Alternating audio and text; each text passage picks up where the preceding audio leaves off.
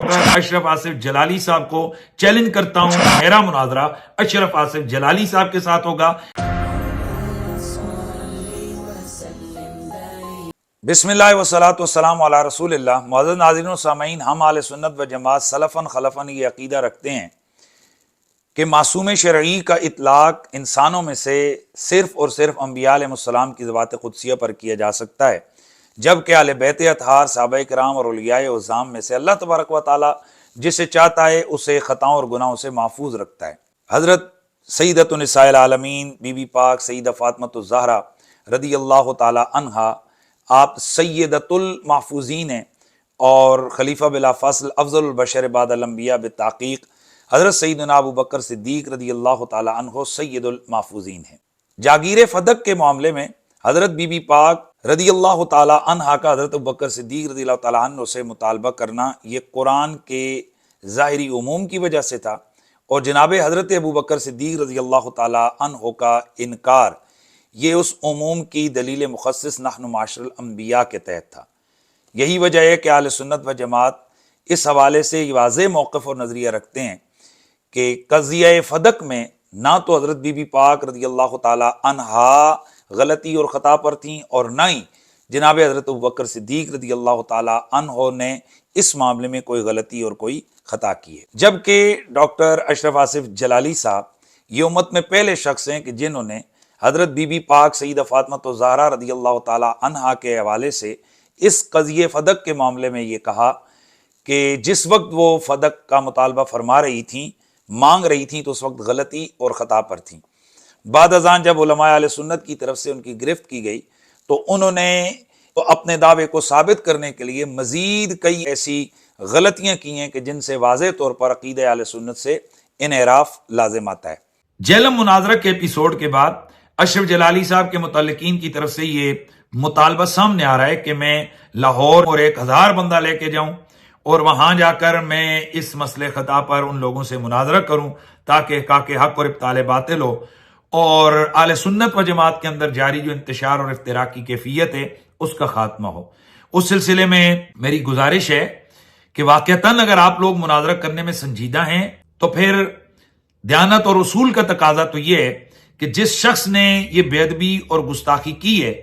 وہ اشرف آصف جلالی ابھی زندہ ہے، لہٰذا اشرف آصف جلالی صاحب کی موجودگی میں ان کے کسی بھی حاشیہ بردار، ان کے کسی متعلق یا کسی شکست خوردہ شاگرد کے ساتھ مناظرے کی تک ہی نہیں بنتی ہے۔ واقعتاً اگر آپ کے اندر اہل سنت و جماعت کا درد ہے تو پھر میں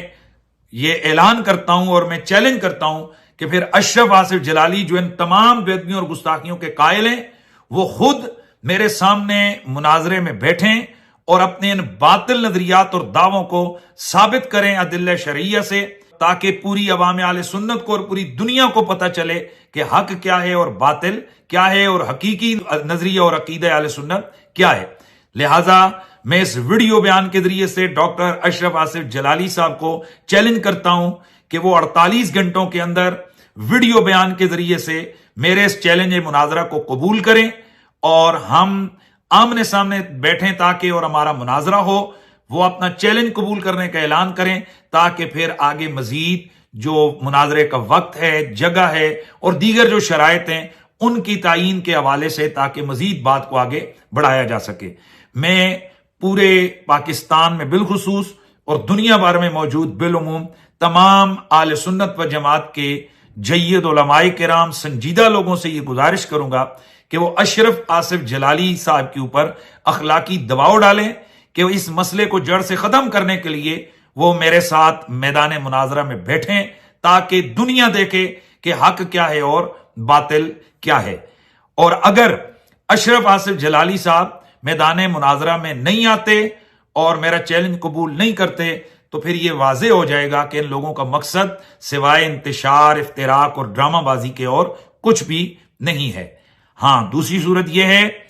کہ اگر اشرف آصف جلالی صاحب مناظرے سے قابل ہی توبہ اور رجوع کرتے ہیں تو اس خوشی میں اعلان کرتا ہوں کہ مدینہ شریف جا کر سیدہ کائنات کے روزے پر تاکہ وہ توبہ کریں جس ہستی کی انہوں نے بے ادبی کی ہے،